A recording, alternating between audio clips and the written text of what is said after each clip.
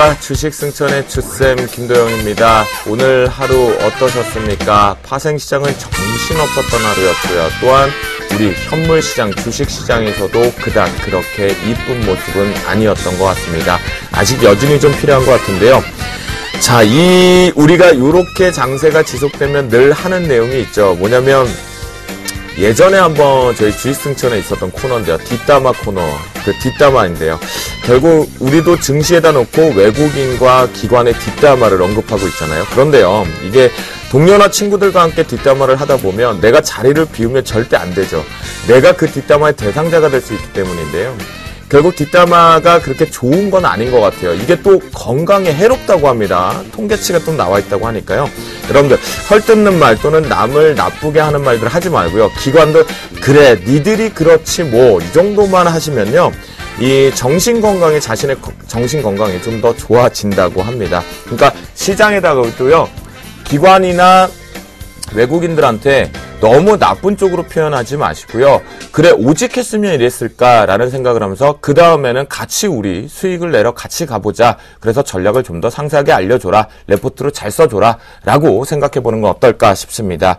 자, 저희 주식승천 프로그램에 열심히 준비하고 저 주쌤도 그렇고요. 저희 연출팀도 그렇고요. 그리고 출연하신 멘토분들도 그렇습니다. 저희도 뒷담화 해주지 마시고요. 칭찬으로 일색해 주시면 저희가 좀 더 고래처럼 웃으면서 춤추면서 더 열심히 준비해 보도록 하겠습니다. 자, 그런데 유가증권 시장 같은 경우는요.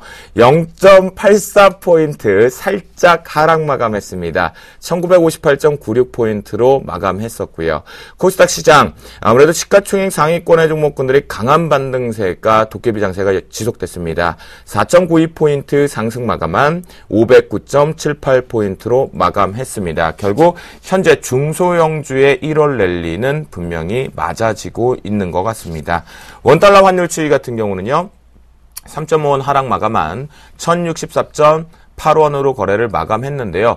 원달러 환율 추이 자체가 지금 전체적으로 안정화되고 있기 때문에 내일 금통위의 금리 부분과 함께 결정과 함께 중요한 포인트로 들어오는 거 같습니다. 자, 그래요. 그러면 우리가 코스닥 종목군들이 좀 많이 들어와 있죠. 저희 역시도. 자, 이에 따른 우리 승천 멘토들의 성적표 포트폴리오 점검하러 출발합니다. 운영 원칙에서는요. 저희가 제시한 매수가에서 플러스 마이너스 3% 밴드에 적용해 저가 편입됩니다. 또한 포트폴리오 5종목으로 최대 편입됩니다. 이상로 멘토의 포트폴리오입니다. 벽산 금일장 약 포함 마감했습니다. 28.8%의 수익률을 여전히 기록하고요. 보유 의견 주셨습니다. 이호연 멘토의 포트폴리오입니다. 원익 IPS가요 8% 급등이 나왔습니다. 역시 지금 업황을 잘 따라가야 되는 것 같은데요. 역시 중소형주의 급등세가 두드러졌습니다. 23.8%로 들어오고요. 그래서 목표가를 9,500원에서 만원으로 상향 조정합니다. 지폐의 색깔이 바뀔 것 같은데요. 목표가 상향 조정 나왔다. 반드시 멘토링 하시기 바라겠습니다. 오세기 멘토의 포트폴리오입니다. 이제 막 들어오셔서 미래에셋 증권이 포트에 들어왔는데요. 금일장 1% 상승 마감했습니다. 2.2% 수익률을 기록합니다. 양순모 멘토의 포트폴리오입니다. KG ETS 어떻게 보면 정책과 관련된 부분인데요. 금일장 3%의 강보합 부분 상승 마감을 하면서 4.7%의 수익률을 기록하고 있습니다. 예병군 멘토의 포트폴리오입니다. 한진중공업 홀딩스가 금일장 7.28% 급등 마감했습니다. 그래서 포트에 무려 10%가 넘는 종목이 3종목이 들어와 있는 모습이고요. SK네트워크스의 목표가를 7,920원에서 8,300원으로 상향 조정해 주셨습니다. 또한 손절가 6,720원에서 손절가를 이익 실현 가격인 7,300원으로 상향 조정해 주셨습니다. 반드시 멘토링 하시고요. 한진중공업 역시 오늘장 강한 상승세가 나와서 목표가를 11,100원에서 11,900원으로 상향 조정해 주셨고요. 손절가 역시 6,900원에서 이익 실현 가격을 100원 올린 9,700원으로 상향 조정해 주셨습니다. 현재 두 종목은 손절가가 이익 실현 가격 반드시 체크해 주시기 바라겠습니다. 김용준 멘토의 포트폴리오입니다. 전일 이라이콤 시초가 매도 의견 주셨죠? 18,150원에 4.9% 확정 수익률로 포트에서 제외됐습니다. 또한 한솔테크닉스 21,500원으로 신규 편입 성공했습니다. 나무르멘토의 포트폴리오입니다. 전일장 LG화학을 오늘장 시초가로 매도 의견을 주셔서요. 28만원에 포트에 제외됐습니다. 5.2% 손실로 매도 처리되었다라고 말씀드리겠고요. LS산전 66,000원에 신규 저가 편입되었다라고 말씀드립니다. 정동욱 멘토의 포트폴리오입니다. 팜스토리 금일장 2.34% 상승 마감을 하면서 2.7%의 수익률을 기록합니다. 이드코 멘토의 포트폴리오입니다. 실적 우려감이 언제 그랬냐는 듯이 비웃어 주었습니다. 메디톡스가 12.46% 급등 마감을 하면서 수익률을 무려 13.5%로 껑충 뛰어 올랐습니다. 고유 의견 주셨습니다. 축하드립니다. 수익률 베스트 보겠습니다. 이호열 멘토가 2위권을 치고 올라왔습니다. 원익 IPS가 23.8%로 2위고요. 김용준 멘토의 사파이어 테크놀로지가 19.2%로 3위권 기록합니다. 예병군 멘토 4, 5위를 어느새 바짝 본인이 가지고 왔습니다. 넥스턴 한진중공홀딩스가 19.1%, 17.6%로 4, 5위권을 기록합니다. 작년 이후에 가장 예병군 멘토가 두드러진 포트를 구성하고 있는 것 같습니다. 수익률 1위. 네, 상남자에서 요리사로 탈바꿈한 이상로 멘토 삼로기법의 벽산이 28.8%로 1위를 여전히 기록합니다. 아니, 다들 1위에서 내려오질 않습니다. 예병군 멘토 혼자 나홀로 명예전당의 성우전자로 24.2%로 나홀로 지키고 있습니다. 명예전당 은과 동이 언제쯤 생길지 좀 궁금해집니다. 자, 오늘 그 어느 때보다 이제 중소형주가 일부 업종 쪽에서 강한 상승세가 있었습니다. 이 부분을 앞으로 향후 방향까지 짚어주실 두 분이거든요. 오래간만에 뵙습니다. 저도 2년 만에 뵈요. 이드코 멘토 그리고 정동욱 멘토 함께 하십니다. 안녕하십니까? 네, 안녕하세요. 네. 자, 연말 잘 보내셨고 연초 그닥 그렇게 시장만 보면 힘들었었지만 그래도 연말 연시 잘 보내셨습니까? 네, 저는 잘 보냈고요. 연초에 그 하늘공원에 가서 소원도 좀 빌고, 또 운동도 해서 좀 살도 빼고 하는 좀 2014년이 되자 하는 좀 건강에 대한 이런 거에 대한 좀 중심적으로 좀 소원을 좀 빌고 왔습니다. 어쩐지 얼굴이요 좀 많이 좀 좋아지셨어요. 네, 건강 잘 챙기셔서요 멘토링 잘 해주시면 좋겠고요. 자, 정동 멘토도 오래간만에 봬요. 네. 안녕하세요. 여전히 변함없이 그대로 있는 젠틀맨 같습니다. 글쎄요, 저는 연초에 거의 한 일이 없기 때문에 네. 사실상 저는 이번 주부터 본격적으로 본연의 임무를 하기 위해서 탐방을 계속 다니고 있습니다.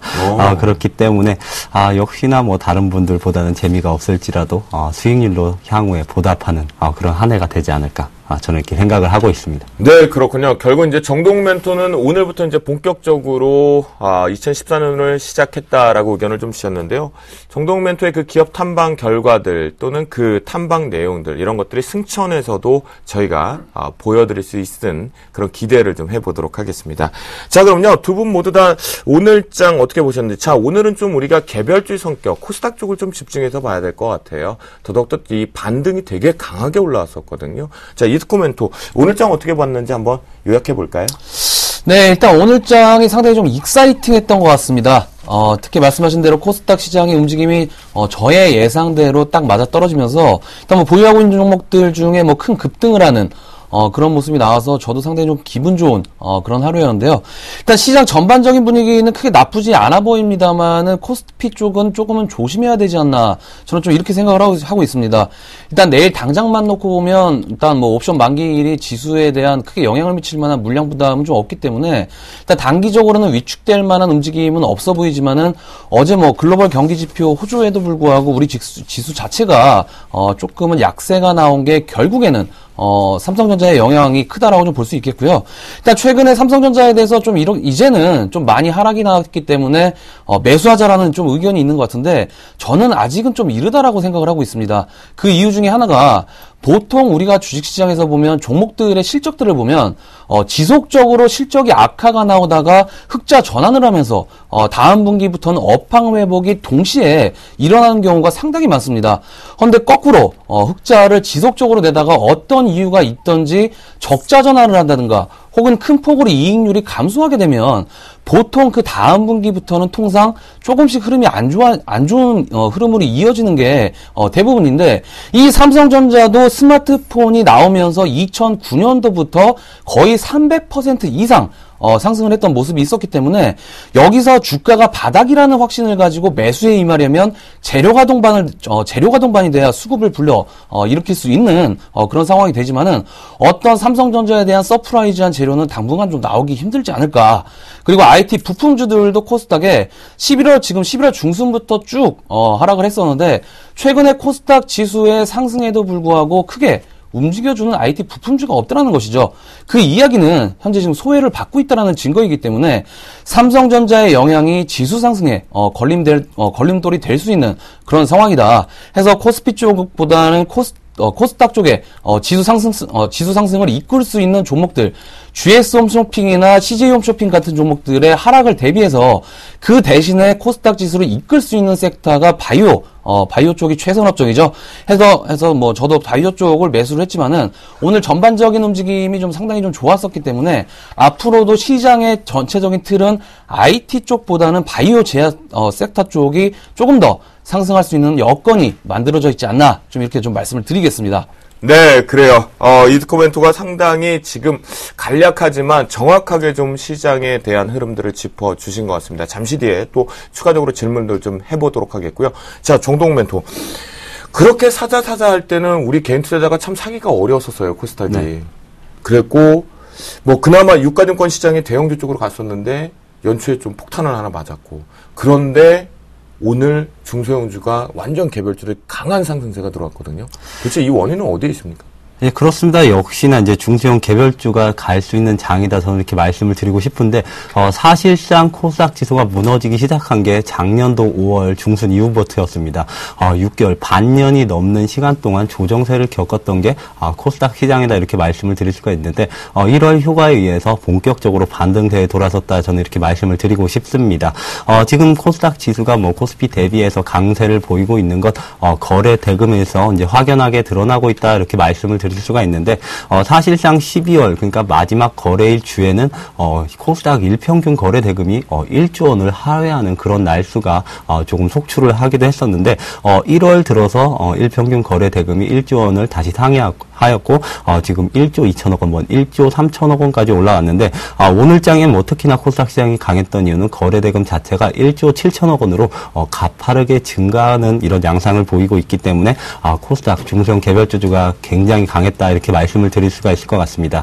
역시나 뭐 IT 스마트폰 부품주가 아직 부진하기 때문에 1%나 뭐 2%가 넘는 상승률을 보이고 있지는 않고 있지만 LED 관련주 그리고 바이오 그리고 반도체 장비주들의 흐름이 굉장히 양호하게 지금 진행이 되고 있는 상황이다 이렇게 말씀을 드리면서 예전에 그러니까 수개월 전만 하더라도 코스피 시장에 순환매가 돌면서 처음에 조선주가 가고 그 다음에 철강 뭐 화학주가 가는 이런 순환매 장세가 펼쳐졌는데 이제는 코스닥 시장에서 순환매가 돌아오는 시기가 아닌가 이렇게 말씀드리면서 1월 한 달 동안은 코스닥 시장의 강세 지속될 가능성이 굉장히 크다 이렇게 말씀을 드리도록 하겠습니다. 오, 그렇군요. 자, 1월 중소형주의 랠리 일단은 좋게 훈풍으로 시작되고 있습니다. 아마도 여러분들의 종목군들이 모두 다 웃지 않을까 싶은데요. 자, 그런데 이제 개별주들 상당히 우리가 잘 봐야 되는 것 중에 하나가 지금 바로 미국에서 CES, 즉 국제 전자제품 박람회 부분이 있죠. 그에 따른 수혜주 찾기도 있어야 될 것 같은데 그건 잠시 뒤에 종목 발견 신받다에서 언급드리도록 하겠고요. 자, 말 많고 탈 많고 네 가지의 요건이 무려 엄청나게 도배가 되고 있는 내일 1월 옵션 만기일입니다. 두 분은 어떻게 보고 계시는지 한번 여쭤보도록 하겠습니다. 자, 이두코멘토 내일장, 이 옵션 만기 어떻게 예측이나 분석하고 계시나요? 네, 일단 옵션 만기일에 대한 제가 아까 말씀을 드렸을 때 추가 물량에 대한 그 부담은 없다라고 좀 말씀드렸는데 일단은 중요한 게 지수 상황인 것 같아요. 일단 잠깐 차트를 좀 보면서 말씀을 드리면 일단 현재 지금 보고 계신 차트가 코스피 일봉 차트입니다. 이 일봉 차트에서 보시면 지금 지속적으로 121선을 유지했던 그런 모습이 있었습니다.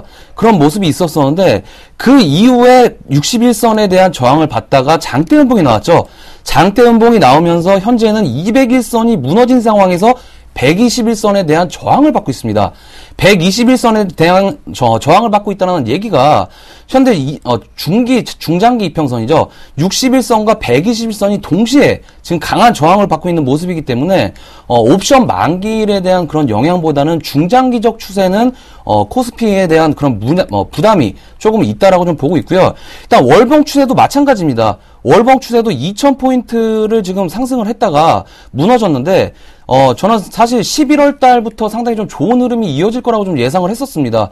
하지만 12월 들어서면서 11월의 저점이 지금 1963포인트인데 12월 달에도 1947포인트로 이탈을 하는 모습.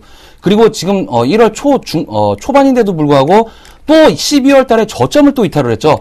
그래서 1936포인트로 또 전저점을 이탈하는 모습이기 때문에 그 옵션 만기일에 대한 어떤 그런 지수 예측보다는 시장 전체적인 틀에서 보면 코스피 쪽은 조금은 부담이 있지 않을까 저는 좀 이렇게 말씀을 드리겠습니다. 그러면 코스피 시장의 대형주 지수 관련 종목군들은 조금 영향이 있다. 압박카드 매도 쪽으로의 조정 가능성이 좀 있다.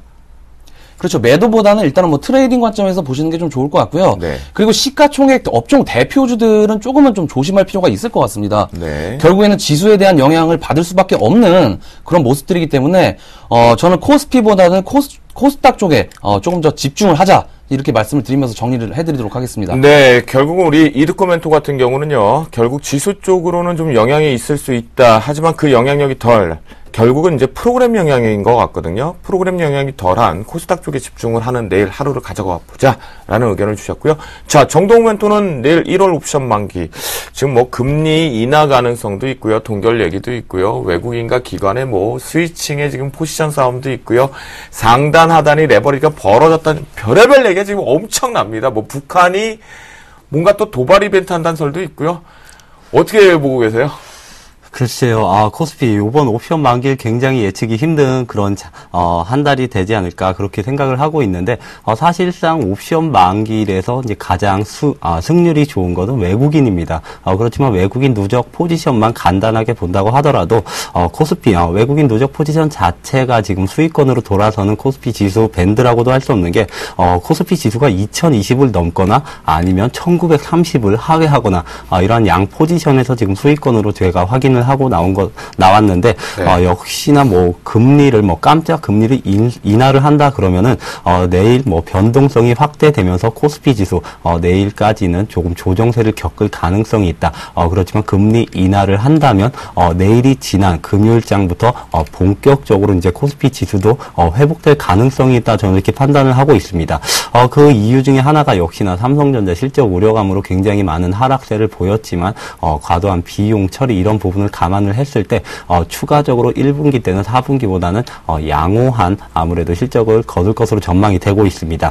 거기에 이제 원달러 환율, 그러니까 워낙 강세가 굉장히 IT나 자동차에 문제가 됐었는데 지금 1,060원 이상으로 원달러 환율이 상승한 상태이기 때문에 점차 우려감이 해소되는 단계다 이렇게 말씀드리자면 내일 이후에는 본격적으로 코스피 지수도 안정세로 돌아서면서 상승할 가능성이 있다 이렇게 말씀을 드리겠고 짧게 코스닥 지수 같은 경우는 네. 현재 상승 추세 흐름을 유지할 것이다. 저는 이렇게 생각을 하고 있습니다. 네, 이왕이면 두 분의 전략이 맞았으면 좋겠습니다. 말 많고 탈 많았던 1월 옵션 만기 잘 넘어가서 훈풍에 그 다음날부터 그냥 다이렉트로 위로 계속 갔으면 좋겠습니다. 우리 투자자분들 모두 웃었으면 좋겠는데요. 자, 그러면요, 두 분의 포트폴리오 점검을 좀 해보도록 하겠습니다. 오늘 분명히 이득 코멘트한테 우리가 분명히 들을 게 있죠. 메디톡스 한 종목에 대한 집중적으로 점검 한번 해보도록 하겠습니다. 네, 일단 앞에서 코스닥 시장의 시황을 좀 말씀드렸듯이 바이오주들이 코스닥 지수를 전반적으로 견인을 하면서 셀트리온은 뭐 9% 정도 상승을 하는 모습이었고요. 기타 다른 바이오 제약주들도 상당히 좀 큰 폭으로 상승을 하는 좀 모습이었는데, 일단 뭐 빙그레 같은 경우에는 조금 중장기적인 관점에서 좀 접근을 하시고요. 일단 이 메디톡스 좀 위주로 좀 말씀을 드리면, 이 메디톡스가 오늘 신고가에서의 장대 항복이 나와주었습니다. 외국인 순매수 상위 종목에 꼽히면서 어제 캔들을 죽여놓은 이후에 바로 재료성 호재로 인해서 급등이 나오는 모습인데, 제가 지속적으로 좀 말씀을 드렸던 게 드디어 터졌습니다. 미국의 엘러간사하고의 기술 이전에 대한 확정 공시가 나왔는데 그동안에 상당히 좀 말이 많았습니다. 왜냐하면 지난번에 한번 말씀을 드렸지만은 대한민국의 제약이나 바이오 회사들의 기술 이전 계약을 체결한 적이 있습니다. 있지만은 거의 대부분 실패로 끝나거나 취소를 했던 그런 상황이 좀 많았었는데, 이 메디톡스가 이번에 정부 승인이 나면서 무려 4천억 규모의 기술 이전 계약을 정부에서 확정을 했는데, 이 4천억이면 시가총액의 절반이죠. 메디톡스의 초창기 자본금이 28억이었습니다. 이 28억짜리 회사가 메디톡신 보톡스 매출로 엄청난 쾌거를 이룬 상황인데, 이게 엄청난 이슈죠. 뭐 엘러간이라고 하면 매출 2조 가까이 되는 미국 대형 제약회사인데, 이 제약회사가 그러니까 한마디로 쉽게 말해서 애플이 한국 전파상한테 야, 너네 4천억 줄게, 너희 기술 좀 사자, 이런 거랑 똑같은 겁니다. 해서 9월 달에 기술 이전 재료로 이미 한번 상당히 가파르게 상승을 한 모습인데, 이번에 이 허가가 나온 게 사실 이 메디톡신이라는 게 사실은 이 화학무기입니다. 우리가 보톡스를 맞는 게 화학무기로 좀 분류가 되기 때문에 사실상 정부의 승인이 필요한 겁니다. 그런데 이 정부 승인이 이번에 되면서 시가총액의 절반 이상의 현금을 확보할 수 있는 상황이 좀 만들어진 것이고요. 중요한 게 이 기술 이전보다 큰 것이 이제 로열티입니다. 로열티. 이 로열티라는 게 뭐 얼마를 팔면 얼마를 좀 받는 그런 개념이기 때문에 이 판매에 대한 로열티는 엄청나게 좀 급증할 거다. 좀 이렇게 보시면 되겠고요. 이 로열티만으로도 좀 사실 엄청난 실적 효과가 그대로 실적으로 반영될 수 있는 큰 재료다라고 좀 이렇게 말씀을 드릴 수 있겠습니다. 그래서 이 엘러간 호재 이외에도 상당히 좀 많은 재료가 1월과 2월 달에 대기 중이기 때문에 오늘 21선과 61선을 갭으로 돌파하면서 신고가에서의 장대 항봉은 2차 레벨업에 대한 상당한 의미가 있는 그런 캔들이지 않나, 좀 이렇게 말씀을 드리고 싶습니다. 해서 단기 급등에 대한 숨고르기는 좀 있겠지만은 충분히 추가 상승에 대한 모멘텀은 좀 남아 있기 때문에 재료성에 대한 기대 심리는 더욱 이어질 수 있다는 점 참고하시면서 대응하자라고 좀 말씀을 드리겠습니다. 네, 그래요. 자신감 있게 메디톡스에 대해서 다시 한번 기업의 부분도 언급해 주셨습니다. 자, 정동욱 멘토의 팜스토리 한 종목을 좀 집중적으로 한번 들어보도록 하겠습니다. 팜스토리 뭐 결론부터 말씀드리면 너무 과도하게 싸다, 이 말부터 먼저 드려야 될 것 같습니다. 현재 팜스토리 뭐 지금 주가 흐름 뭐 지금 1,530원에서 흐르고 있는데, 팜스토리의 경쟁사 먼저 소개를 시켜드리도록 하겠습니다. 선진과 팜스코라는 이제 배합 사료를 주 매출로 하고 있는 그런 기업이 있다, 이렇게 말씀을 드릴 수가 있을 것 같은데, 팜스토리의 시가총액이 1,200억 원입니다. 그런데 올해 예상되는 매출 1조 원, 그리고 영업이익이 최소 300억 원, 높게는 450억 원까지 나올 것으로 전망이 되고 있는데, 현재 뭐 제가 팜스코를 잠깐 보여드리면 시가총액이 3,500억 부근의 그런 종목입니다. 그런데 올해 예상되는 매출액 자체가 9천억 원, 그리고 영업이익 단위 300억 원 단위입니다. 그런데 시가총액 차이는 거의 3배가 나고 있기 때문에 과도한 저평가 상태가 아닌가, 저는 이렇게 판단을 하고 있습니다. 다른 기업인 선진과 비교를 했을 때도 선진 올해 예상되는 매출액 자체가 지금 5천억 원대의 매출이 예상되어 있고 영업이익도 300억 원대의 영업이익이 예상되고 있습니다. 매출액 자체도 지금 팜스토리보다 작고 영업이익은 비슷하다. 그런데 시가총액 자체는 2배가량 높다. 팜스토리가 어느 정도 저평가되어 있는지 알 수 있는 사례다 이렇게 말씀을 드리면서 팜스토리는 올해 개선되는 실적 어떻게 개선되느냐 마진 스프레드에 의해서 가파르게 개선되는 실적을 생각한다면 역시 최소한 2,000원 이상에서 주가적인 측면을 논해야 되지 2,000원 이하에서는 그냥 무작정 따라 사도 된다 저는 이렇게 말씀을 드리고 싶습니다.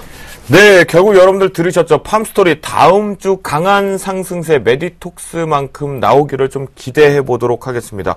가능성 있어 보이는데요. 최근에 곡물가 부분도 안정화되고 있겠고요. 자, 저희가 포트폴리오 점검 여기서 마무리 짓겠고요. 앞에서 말씀드렸던 부분이 있죠. 지금 현재 미국에서 진행되고 있는 국제 전자제품 박람회에 대한 우리 수혜주 찾기 지금부터 종목 발견 신바따로 출발합니다.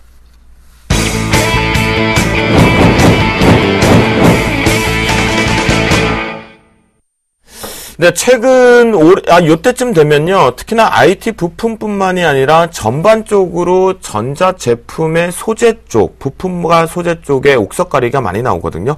오늘 이드코 멘토가 준비하셨다고 합니다. 우리가 한번 들어볼까요? 어떤 게 화두되고 있는지? 네, 스마트카가 글로벌 패권을 두고 자동차 업체와 정보기술의 업체끼리 협력이 눈에 띄고 있습니다.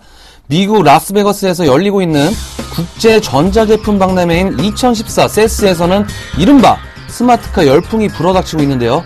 이 박람회는 본래 성격이 가전 박람회지만은 현기차, 아우디, BMW, 토요타, 크라이슬러, 포트, GM 등 글로벌 자동차 업체는 물론 델파이, JVC, 캐노드 등 자동차 부품 업체가 대거 참여할 정도로 자동차를 축으로 한 자동차와 IT 기술 간의 연동이 관심을 받고 있습니다.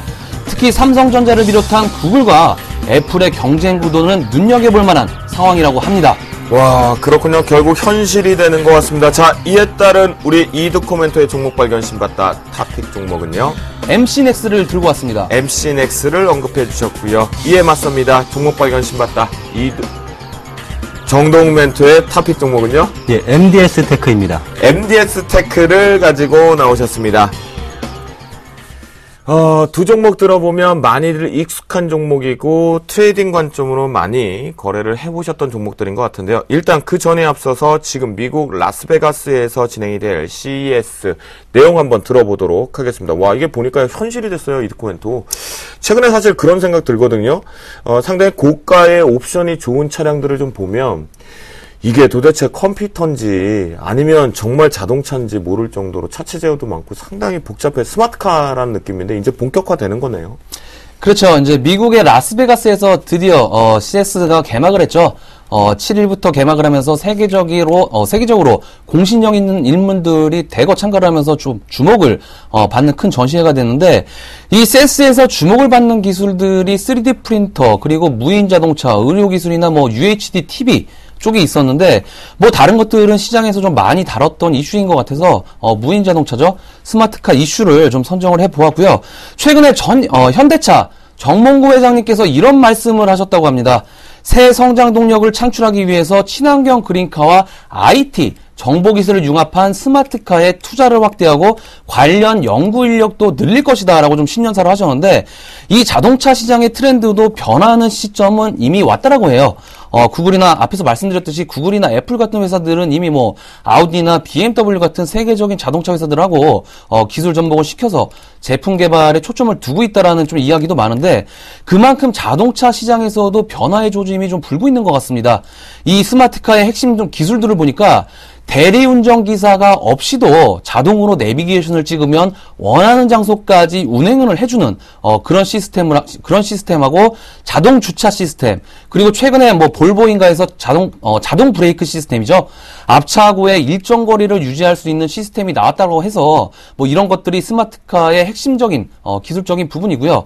삼성에서 이번에 BMW의 전기차하고의 기술 협력을 해서 갤럭시 기어를 통해서 제어할 수 있는 것들을 개발을 해서 세스에서도 좀 시연을 했기 때문에 이미 시장의 트렌드는 기존의 자동차에서 IT 기술과 접목이 되는 시스템 쪽에 변화가 되고 있다라고 좀 보시는 게 맞을 것 같습니다.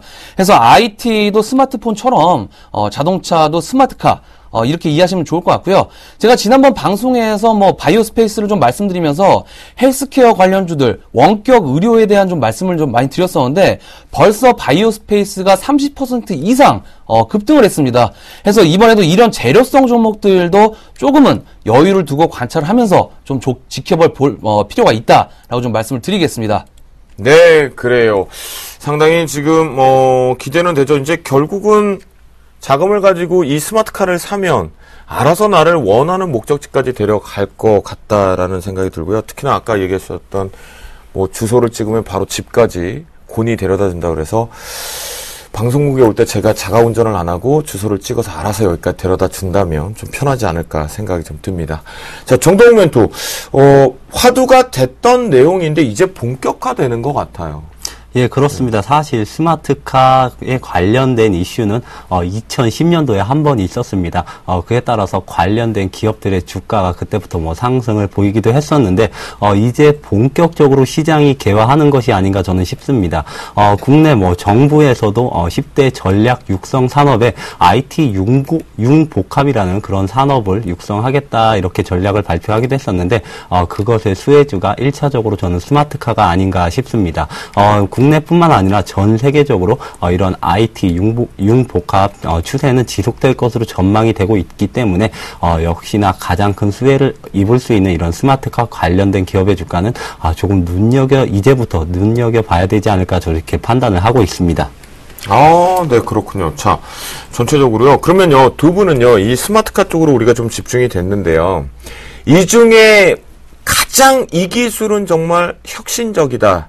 아니면 이거를 우리나라가 선도할 수 있다라는 게 혹시 있으시면 좀 언급해 주시죠. 이 코멘트. 글쎄요. 일단은 자동주행 시스템이 상당히 좀 마음에 들고 좀 현실적이지 않나 좀 생각이 듭니다. 왜냐면 우리가 보통 제가 아까 말씀드렸던 게 대리기사 없이도 자동으로 주행할 수 있는 그런 시스템이다라고 좀 말씀을 드렸었는데 우리가 보통 대리운전 기사분들에게는 정말 죄송한 얘기지만 네.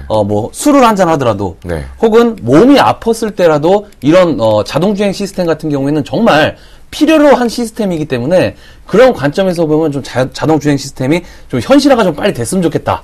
저는 그렇게 좀 생각을 하고 있습니다. 그렇군요. 자, 그래요. 자동 주행 시스템, 주차 시스템은 지금 현재 들어와 있죠. 네, 들어와 있는 상태겠고요. 자, 정동욱 멘토는요, 혹시 다른 거 혹시 있으신가요? 저 개인적으로 생각했을 때 자동차에 국한돼서 말씀드리자면 네. 우리나라는 정말 후발주자다 저는 이렇게 생각을 하고 있습니다.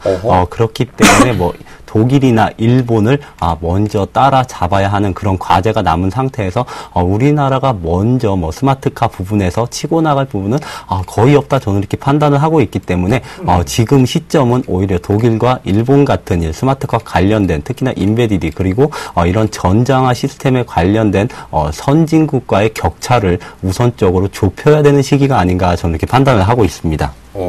그러면 너무 여기에 지금 과열 양상 가능성도 있기 때문에 좀 조심해야 된다는 의견이신가요? 예, 그렇습니다. 그래요. 알겠습니다. 자, 그래도요, 저희가 탑픽 종목이 선정이 됐고요. 분명히 저도 너무나 익숙하고 매매를 자주 했었던 종목군들이 나왔습니다. 이 도코멘토를 통해서 먼저 MC넥스 들어보도록 하겠습니다. 왜 스마트카 쪽으로 탑픽 종목이 선정되었는지. 네, 종목은 MC넥스를 좀 말씀을 드리겠고요. 근데 시청자분들이 왜 스마트카라고 하면 현대차를 추천해야지 코스닥 중소형주들 말을 하냐라고 좀 하실 수도 있겠는데 IT에는 삼성전자가 있으면 코스닥에는 IT 부품주들이 있고 이런 부분이기 때문에 대형주보다는 테마성으로 재료성으로 연결될 수 있는 종목으로 좀 선정을 했고요. 일단 MC넥스 같은 경우에는 휴대폰이나 자동차용 카메라 모듈을 주로 생산을 하고 있습니다. 자동차용 카메라 모듈에서는 업계 1위를 좀 유지를 하고 있는데 이 스마트폰 교체로 인해서 이익률이 증가되는 측면도 있었지만은 신차 출시나 그에 따른 옵션 수요 증가로 인해서 매출 성장이 상당히 가파르게 하고 있는 그런 기업 기업입니다. 그게 바로 실적으로 좀 나타나고 있고요. 2013년 3분기 매출액이 전년 동기 대비 한 90% 이상 증가한 한 2,100억 원 정도로 급증을 했었고요. 영업이익이 한 105억 원 정도로 전년 동기 대비 137% 증가를 했습니다. 그에 따라서 단기순이익도 크게 늘어난 모습인데, 제가 앞에서 스마트폰 교체 수요 이외에도 자동차의 신차 출시에 따른 옵션 수요에 대한 증가에 대한 그런 부분을 좀 말씀을 드렸는데, 그게 바로 스마트카에 적용될 수 있는 기술적인 부분입니다. 그래서 오늘 MC넥스가 자동차용 주차 안내 장치 관련 특허를 취득했다고 공시를 했었는데, 바로 이런 기술들을 자동차용 카메라에 제품에 활용을 할 수 있는 그런 부분입니다. 그래서 자동차 카메라용 모듈 시장에서의 성장성도 지속이 되면서 매출 중대가 되고 있는 MC넥스이기 때문에 이 스마트카 시장의 기대감도 시장에서는 어느 정도 작용할 수 있는 부분이다. 좀 이렇게 보시는 게 맞을 것 같습니다. 네, 그래요. 알겠습니다. 전체적으로 이게 아직까지는 저도 사실 제 차량 같은 경우 이 차량 주차 안내 그 시스템이 좀 있거든요. 그래서 알려줘요. 계속 알려주는데 MC넥스가 아직 이거를 본격화하지는 않았다라는 부분이겠죠. 전후방 카메라 쪽에 두면 모듈 쪽으로서 안정적으로 하니까요. 특히나 삼성전자와 함께 현대기아차가 이 스마트카 쪽으로의 계속 집중을 하면서 서로 협력하고 있으니까요. 계속 공부를 좀 많이 해볼 필요가 있을 것 같고요. 이건 아마 이드코멘토가 많이 저희 승천을 통해서만 잡아주지 않을까요? 이드코멘토는 서울경제에만 계십니다. 자, 정동욱 멘토, MDS 테크 언급해 주셨어요. 자, MDS 테크 같은 경우는 우리가 어떻게 보면 MC넥스는 눈에 보이는 거지만 이 MDS 테크는 눈에 사실은 소비자에게는 안 보이는 내용이잖아요. 그렇죠? 예, 그렇습니다. 제가 오늘 가지고 온 기업은 이제 MDS 테크라는 그런 기업입니다. 기업을 간략하게 먼저 소개를 해드리자면 인베디드 소프트웨어 국내 1위 업체다 이렇게 말씀을 드릴 수가 있을 것 같은데, 사실상 스마트카 관련돼서 스마트카가 성장 본격적으로 개화가 되려면 자동차 전장화가 되어야 되는데, 자동차 전장화가 될수록 많이 필요한 게 차량용 시스템 반도체입니다.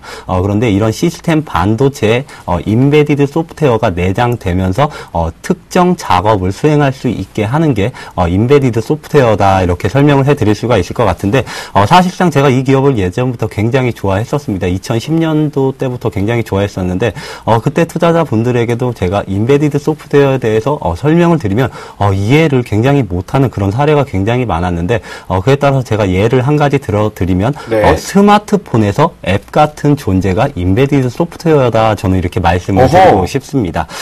이제 첫 번째 투자 포인트로 넘어가도록 하겠습니다. 바로 인베디드 소프트웨어 시장의 성장이다 이렇게 말씀을 드릴 수가 있겠습니다. 모든 기업은 시장의 파이 Q가 커질수록 실적은 증가하게 되어 있는데, 인베디드 소프트웨어 전 세계 시장 규모가 2012년도에 약 164조 원, 그리고 2017년도에는 197조 원으로 예상되면서 연평균 4.6% 성장이 전망되어 있습니다. 그런데 MDS 테크 같은 경우는 국내 국한된 시장을 가지고 있기 때문에 국내 시장 성장률이 굉장히 중요한데, 국내 같은 경우는 2012년도에 17조 원, 그리고 2012년도에 17조 원, 그리고 2017년도에 27조 원으로 연평균 세계 시장 4.6%보다 높은 9%대의 성장을 이룰 것으로 전망이 되고 있기 때문에 MDS 테크 시장을 비트하는 그런 성장을 보일 수 있는 스마트카 관련주다 이렇게 말씀을 드릴 수가 있을 것 같습니다. 두 번째 투자 포인트는 이제 스마트카의 본격적인 성장이 기대된다 이렇게 말씀을 드리겠는데, 사실상 2009년부터 스마트카에 대한 현대차 그룹주가 투자를 시작했다 이렇게 말씀을 드릴 수가 있을 것 같습니다. 최근에 주가가 급등 사례를 보여주고 있는 종목이 하나 있는데, 동부 하이텍이라는 그런 종목이 현대차 피인수 기대감으로 상승을 하고 있습니다. 그런데 동부 하이텍이 어떤 기업이냐? 반도체 파운드리 업체입니다. 한마디로 현대차 그룹주에서 차량용 반도체를 지금 본격적으로 육성하려는 움직임에 동부 하이텍도 동반 급등을 보여주고 있기 때문에 역시나 이와 관련된 MDS 테크 같은 경우는 현대차 그룹 그리고 스마트카의 본격적인 수혜를 입을 수 있는 업종이다 이렇게 말씀을 드리겠고, 그리고 세 번째가 가장 중요하다 저는 이렇게 말씀을 드리겠는데, 네. 최대 주주 지분 매각 이슈가 있습니다. 지금 MDS 테크 최대 주주는 스틱 인베스트먼트로 투자 회사입니다. 투자 회사가 최대 주주이기 때문에 회사에 투자를 그러니까 회사가 성장하는데 투자를 안 할 가능성이 있는데 만약에 자동차 그룹이나 이런 곳에 만약에 피인수가 된다면 본격적으로 회사에 투자를 하면서 성장할 수 있는 계기가 되지 않을까 이렇게 설명하면서 MDS테크가 스마트카에 관련된 최선봉주다 저는 이렇게 말씀을 드리고 싶습니다. 그렇군요. 자, MDS테크를 여러분들이 조금만 공부를 해보시면요. 이게 지금 아날로그 방식의 반도체냐, 디지털 반도체냐라는 부분이니까 이건 역시도 정동욱 멘토가 앞으로 승천을 통해서 상세하게 설명을 해줄 거라 믿어 의심치 않습니다. 다시 화면을 통해서 정리해보도록 하겠습니다. 종목 발견 신봤다. 스마트카 삼국지. 자, 우리나라가 들어왔으면 좋겠는데 아직까지는 시기상조인 것 같습니다. 국제 전자제품 박람회에서 경쟁 불붙은 것 같은데요. 이에 따른 탑픽 종목으로 이드코멘토는요. CES에서 스마트카 시연이 예정되어 있다. MC넥스가 현재 공급체이기 때문에 우리가 집중 탐구해보자라는 의견을 주셨고요. 정동욱 멘토는요. 아날로그 반도체 타입으로 되어 있는 차량용 반도체 관련 기업에 관심을 갖자라고 하면서 탑픽 종목으로 MDS테크를 동부하이텍과 비교하면서 언급해 주셨습니다. 분명한 건 여러분들 지금 이 두 종목은 보셔도 무방하지 않을까 싶다라고 주쌤도 말씀드리도록 하겠습니다. 자, 이제 본격적으로 두 분이 배틀을 하죠. 자신의 실력 검증 가르기입니다. 내일장 승천주 시간 출발합니다. 검색창에 샘플러스를 입력하시고 전문가 방송에 접속하시면 서울경제TV 특급 전문가들이 여러분의 포트폴리오와 수익률을 책임집니다. 주식 투자 샘플러스와 함께 하십시오. 내일장 승천주로 이드코멘토는 MC넥스가 아니었습니다. 가비아를 가지고 나오셨고요. 정동욱 멘토는 역시 중소형주 봐야 된다 했는데 대형주 한국전력이 나왔습니다.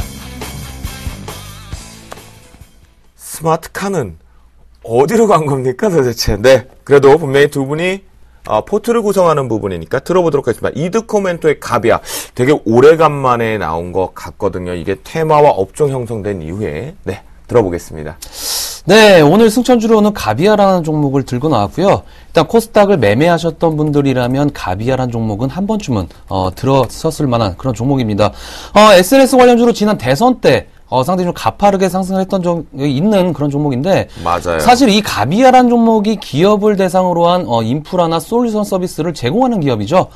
주요 사업 영역으로는 도메인이나 호스팅 솔루션을 이런 서비스를 제공하는 기업인데 최근에 여러분들이 사물인터넷이라는 단어를 들어보신 분들은 들어보셨을 겁니다. 얼마 전에 나왔어요. 그렇죠. 사물인터넷이라는 게 어떤 사물을 인터넷으로 연결을 해서 유무선으로 조종하는 것인데 인터넷으로 연결을 해서 어떤 사물을 조종하려면 도메인이 필요하죠.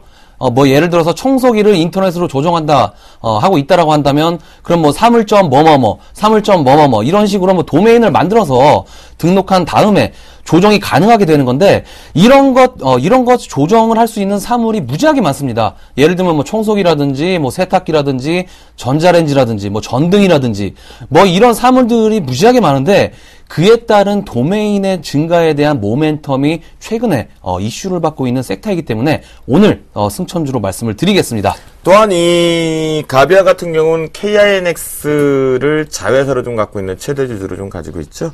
전체적으로 SNS 소셜 네트워크를 통해서 상당히 기술력을 갖고 있는 기업 같은데요. 자, 그러면요, 차트를 통해서 우리가 매매 포인트도 읽어보도록 하겠습니다. 네, 차트를 좀 보면서 말씀을 드리면 최근에 4,250원의 외바닥을 형성한 이후에 5,130원까지 상승을 했다가 재차 하락하는 모습이 있었는데 이번에 하락을 했을 때 4,515원의 저점을 형성을 했죠. 그러니까 지난 4,250원에 전저점을 이탈하지 않고 5,300원 부근까지 오늘 상승하면서 121선에 대한 저항 테스트를 받는 모습인데 일단 주봉 추세를 잠깐 보시면 제가 주봉에서 저점을 잡을 때 200주봉선을 중심으로 해서 저점을 잡는데 이번에도 이 가비아가 4,250원을 중심으로 해서 200주봉선을 지지를 했습니다. 그러면서 MACD 오실레이터 같은 경우에도 음에서 양전환을 하는 그런 모습이고요. 월봉 추세에도 아직 월 초이긴 하지만은 흑산병 이후에 12월에 고점을 돌파하는 양봉 추세의 모습이기 때문에 사실상 바닥은 확인하지 않았나 좀 이렇게 판단하고 있습니다. 그래서 현재 121선이 수급적으로 상당히 좀 양호하게 진행이 되고 있는 게 투자자별 매매 동향을 좀 보시면 외국인들 그리고 기타 범위에서 상당히 많이 매수를 해주고 있습니다. 개인들은 12월 내내 매도, 기타 법인과 외국인들은 지속적인 매수에 임해주고 있는 상황이기 때문에 이런 추세 선상에서는 눌림이 나왔을 때는 매수로 보는 게 맞지 않나 이렇게 판단하고 있습니다. 그래서 매수가는 한 5,100원 정도, 한 5,100원 정도로 매수를 좀 잡아보도록 하겠고요. 목표가를 한 6,200원 정도, 그리고 손절가를 4,500원 정도로 보면서 대응을 하자라고 좀 말씀을 드리겠습니다. 네, 그래요. 가비아에 대한 우리가 투자 포인트, 기업의 가치, 그리고 또 기술적 분석인 차트를 통해서 매매 포인트도 들어봤습니다. 이에 맞습니다. 정동욱 멘토 앞에선 중소형주의 즐거운 1월 랠리일 것이다 라고 얘기를 하셨는데 한국전력이 승천주로 와서 상당히 궁금합니다. 들어볼까요? 예, 그렇습니다. 한국전력 뭐 다들 아시기 때문에 기업 소개는 생략을 하고 바로 투자 포인트로 넘어가도록 하겠습니다. 네. 첫 번째 투자 포인트는 전기료 인상이다. 저는 이렇게 가지고 왔는데 모든 기업의 실적은 P와 Q 그리고 C가 작용을 하는데 한국전력 같은 경우는 P가 가장 큰 작용을 합니다. P는 프라이스 가격을 말씀드릴 수가 있는데 한국전력이 2013년도에 전기료 인상을 9.4% 정도를 했습니다. 그에 따라서 실적에 가장 민감하게 작용하는 가격적인 부분을 큰 폭으로 올렸기 때문에 올해부터는 본격적인 실적 턴 어라운드를 맞이할 것이다. 저는 이렇게 판단을 하고 있습니다. 그리고 한간에서는 이제 공격적으로 요금 인상을 했기 때문에 추가적으로 하향 조정될 가능성은 없느냐, 아니면 더 이상 안 올리지 않느냐 이런 말들을 하시고 있는데 지금 정부에서 내놓는 정책들을 모두 종합해 본다면 공공기업을 살리려는 그런 움직임을 보여주고 있기 때문에 가격은 추가적인 오를 가능성이 있다 이렇게 말씀을 드리겠고 또 하나가 OECD 국가 중에서 전기요금이 가장 싼 국가가 바로 우리나라입니다. 글로벌 추세에 지금 맞지 않는 그런 가격 요금을 지금 보이고 있기 때문에 하락보다는 다시 한번 전기요금을 인상할 가능성이 있다. 그렇게 되면 한국전력은 추가적인 실적 개선을 이룰 것이다. 저는 이렇게 말씀을 드리겠고 두 번째 투자 포인트는 원전 비중의 증가다. 이렇게 말씀을 드릴 수가 있을 것 같습니다. 발전 중에서 발전 단가가 낮은 게 원전입니다. 그런데 2011년도에는 원전 비중이 27%까지 하락을 했었는데 2015년까지 그리고 올해부터는 30%를 다시 넘어설 것으로 전망이 되고 있습니다.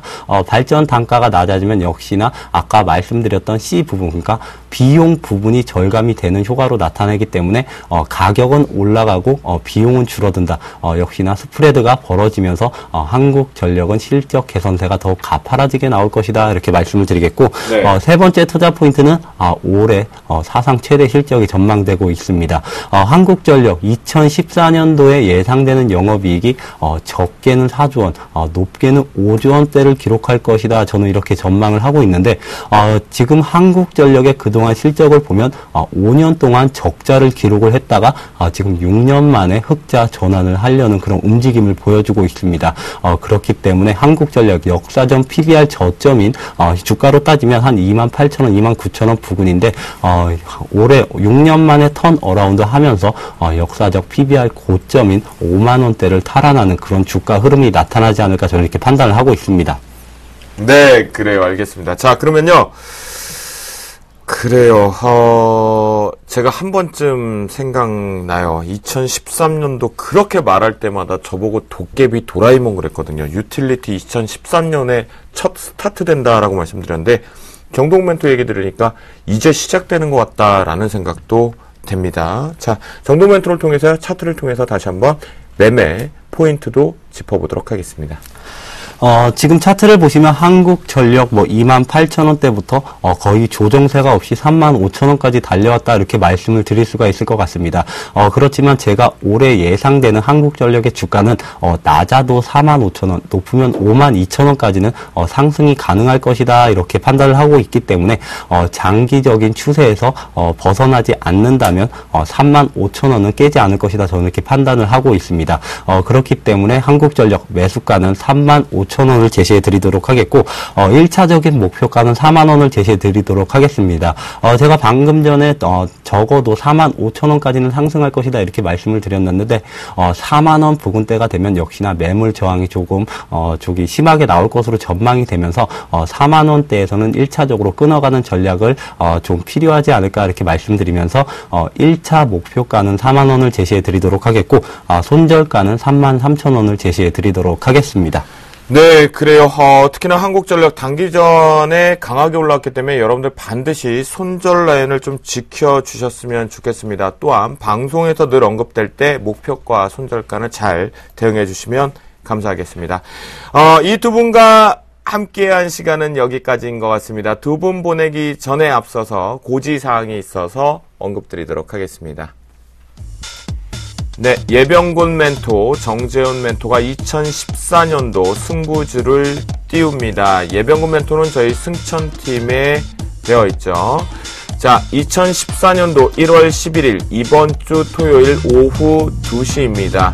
여의도역 4번 출구에 있는 금융투자교육원입니다. 투자협회가 아니고요. 교육원으로 가셔야 되겠고요. 참가비는 무료입니다. 현장 접수하니까요. 문의전화 1577-7451로 연락을 주시면 상세히 설명해 드리도록 하겠습니다. 이제 곧 이드코 멘토, 정동 멘토도 강연에서 저희가 또 찾아뵐 일이 금방 오겠죠? 네. 두 분 오늘 방송 준비해 주시고 전략 세워주셔서 감사하다는 말씀을 좀 드리도록 하겠고요. 시청자 여러분도 편안한 밤 보내시고요. 저는 이드코 멘토, 정동 멘토와 함께 인사드리도록 하겠습니다. 저는 내일 찾아뵙도록 하겠습니다. 감사합니다.